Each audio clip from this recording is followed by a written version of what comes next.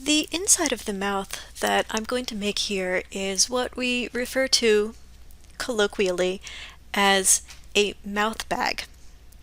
The mouth bag is like the inside part of your mouth plus a little bit of the throat. It's not going to be detailed. I'm not going to model a tongue.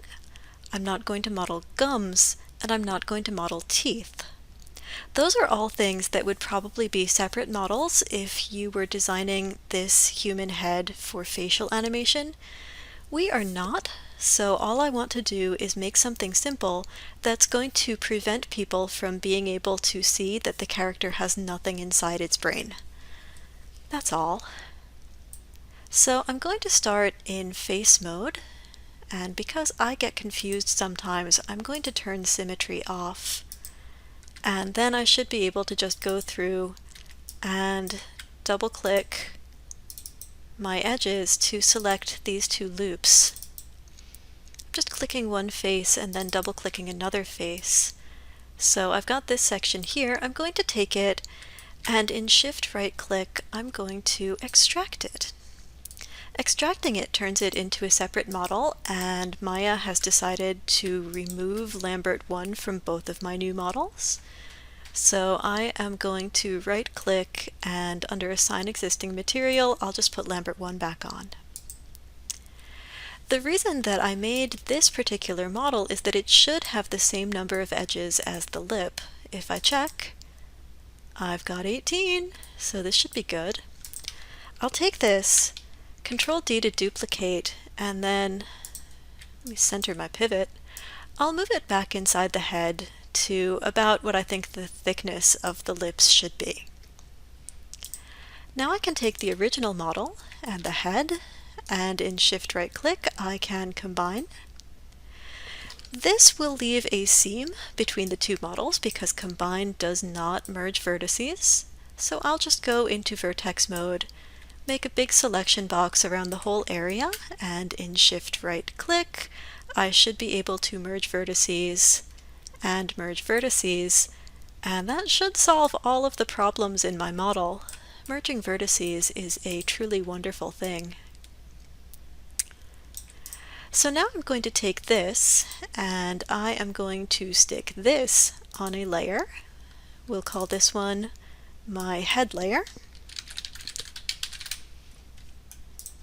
and turn it off. This shape here is going to become my mouth bag. The first thing that I need to do is I need to go to Mesh Display and Reverse.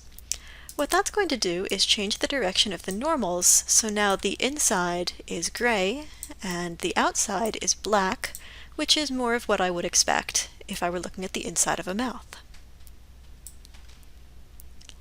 Now I can take these edges here, and I'm going to start extruding them in such a way that I can form a nice little mouth bag. So maybe I will just move them back and try to scale them a little bit together, a little bit up so that I get a rounded shape.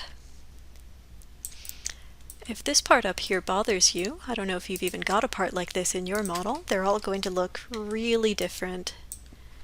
Should be able to take these, just round them out a little bit. I'm going to do it manually, but that's fine. Sometimes having a little bit of texture is a nice thing. So I'm going to do that again, back to extrude, and then I'm just going to use my move tool to pull that back.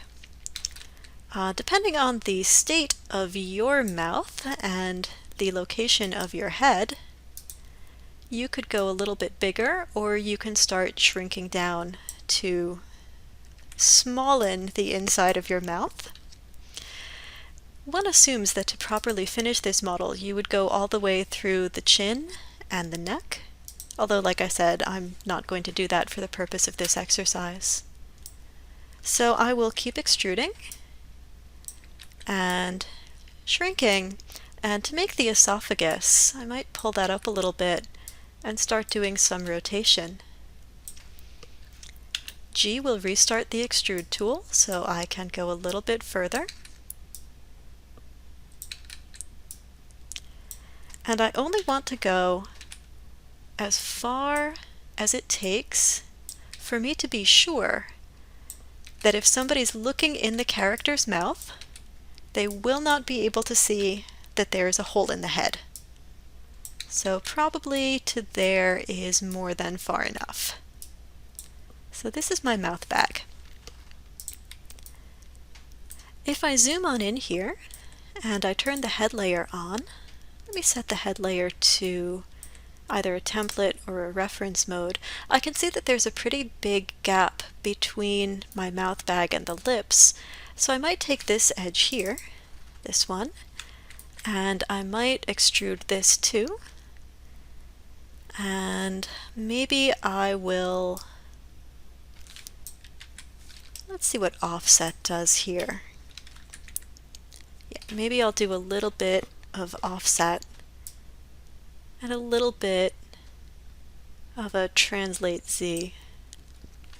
It looks like in the corner I'm starting to get a little bit of folding.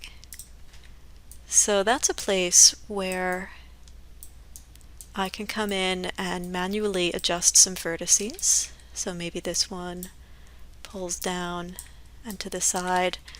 This is a great place also for me to turn my symmetry back on before I really mess things up. So some of these start getting a little bit closer to their original position, and some of them start pulling away.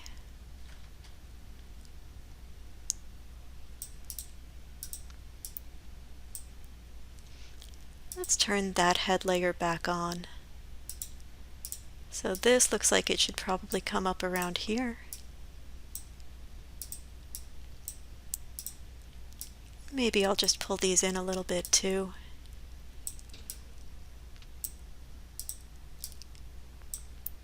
So this is going to form the inside of the lip right here. I don't want to mess it up too badly. I just want to get it a little bit closer to the outer lip shape. So that looks okay. And whenever I'm ready, I can take both objects.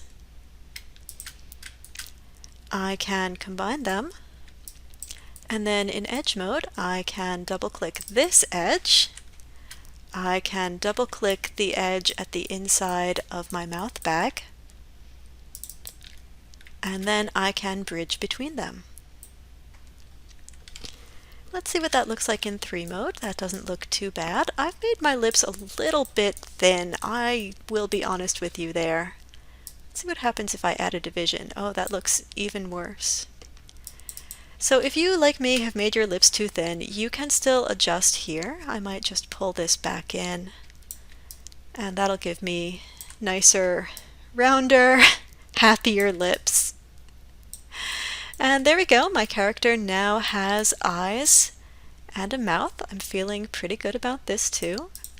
As always, if you think that your lips aren't well defined enough, feel free to go through with your multi-cut, your insert edge loop tool, and put another loop around the mouth. See what that looks like. If you like it, great. If you need it to define your lips, wonderful. Don't go too quickly. If you put one loop in and you don't see a big change from it, take a moment to start adjusting some of your vertices. If I pull this out, that'll give me a bigger crease.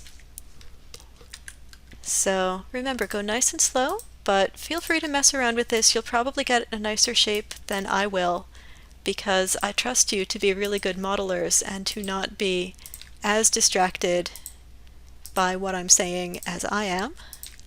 Trying to find words while you're doing this is, you know, an interesting experience. So there, nice little mouth, nice little eyes. I guess the last thing we have to do is just finish up with some details on the nose and we will be all done.